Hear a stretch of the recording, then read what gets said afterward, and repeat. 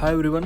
तो बहुत टाइम के बाद हम लोग वीडियो बना रहे हैं और बहुत सारे क्वेश्चंस हमारे चैनल के ऊपर आ चुके हैं कि एथर में अभी कौन सा मॉडल ख़रीदना चाहिए और क्या क्या चीज़ें कंसिडर करनी चाहिए। तो हमारा जो एक्सपीरियंस है, तकरीबन हमारे 2 साल कंप्लीट हो रहे हैं स्कूटर ख़रीदने के बाद और तकरीबन 25,000 किलोमीटर भी कंप्लीट हो रहे हैं। तो इसके बेसिस पे हम लोग आपको बताना चाहते कि हम आज अगर हमारे पास ये ऑप्शन होते तो हम लोग कौन सा स्कूटर खरीदते।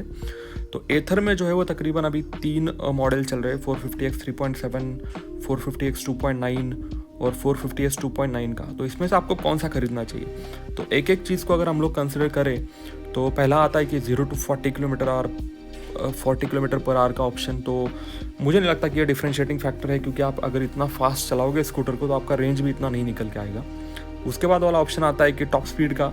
अगेन ये मैटर नहीं करता है, क्योंकि आप इस स्पीड पे तो स्कूटर नहीं चलाओगे, आपको तकरीबन 40 से 60 किलोमीटर के बीच में ही स्कूटर चलाना पड़ेगा अगर आपको अच्छा रेंज चाहिए तो। वार्प मोड हमारे स्कूटर में है, लेकिन हमने इसको शायद 2 साल में 4 या 5 बार ही यूज़ किया है, क्योंकि अगेन ये इम्पैक्ट करता है आपके रेंज को। और आप किसी भी मोड में स्कूटर चलाओ, अगर आप उसको 60 किलोमीटर से ऊपर लेके जाओगे तो आपका रेंज जो है वो काफ़ी कम हो जाता है। सर्टिफाइड रेंज आप इसको, मुझे नहीं लगता कि आपने इसको देखना चाहिए। ट्रू रेंज जो है वो एक डिफरेंशिएटिंग फैक्टर है।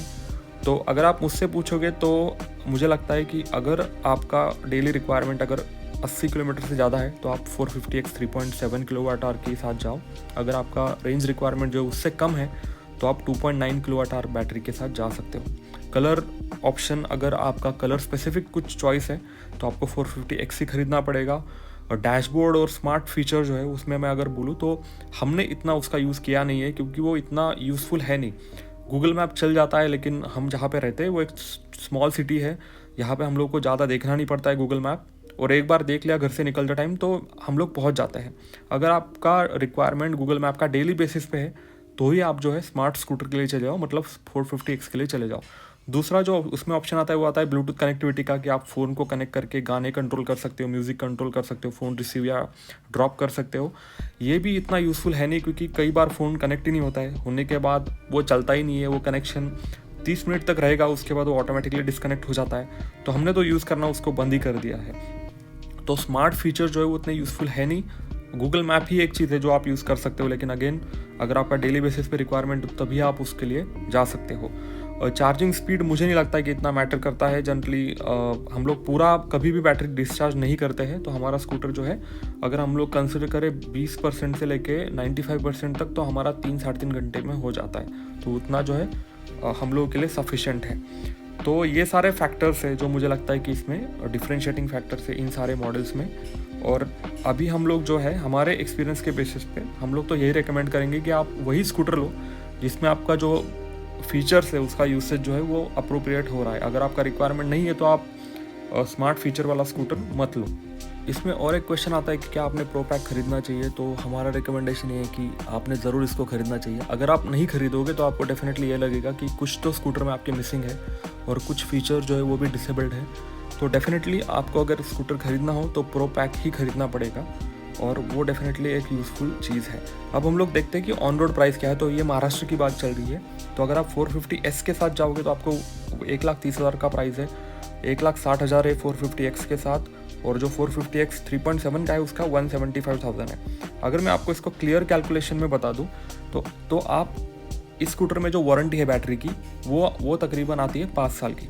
तो आप इसमें से कोई भी मॉडल खरीदो, लेकिन आप ये मेक श्योर करो कि आपका जो पैसा है वो अगले 5 साल में स्कूटर से रिकवर हो पा रहा है, क्योंकि 5 साल के बाद तो आपको इसके ऊपर जो है वो कंपनी भी गारंटी नहीं देती कि बैटरी की हेल्थ क्या रहेगी।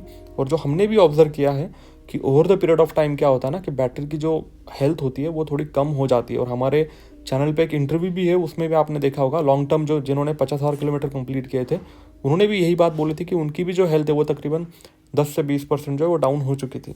तो आप कोई भी स्कूटर में इन्वेस्ट करोगे ईवी में, तो आप ये देख लो कि विद इन वारंटी पीरियड आपका जो पैसा जो है वो रिकवर हो जाना चाहिए, तभी आपने जो है उसको खरीदना चाहिए।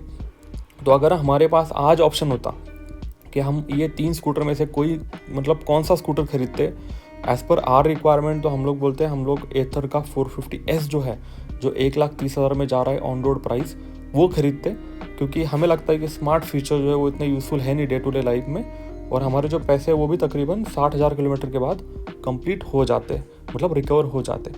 तो ये बेस रूल आपके लिए होना चाहिए कि आप ये मत देखो कि कितने फीचर्स है क्या है। अगर आपके पैसे विदिन 5 ईयर्स रिकवर होने वाले हैं तो वही स्कूटर जो है वो आप खरीदो, वो आपके लिए सबसे अच्छा रहने वाला है। सो यही था आपके आज के वीडियो में गाइस। तो अगर आपके कुछ क्वेश्चन है तो आप नीचे पूछ सकते हो।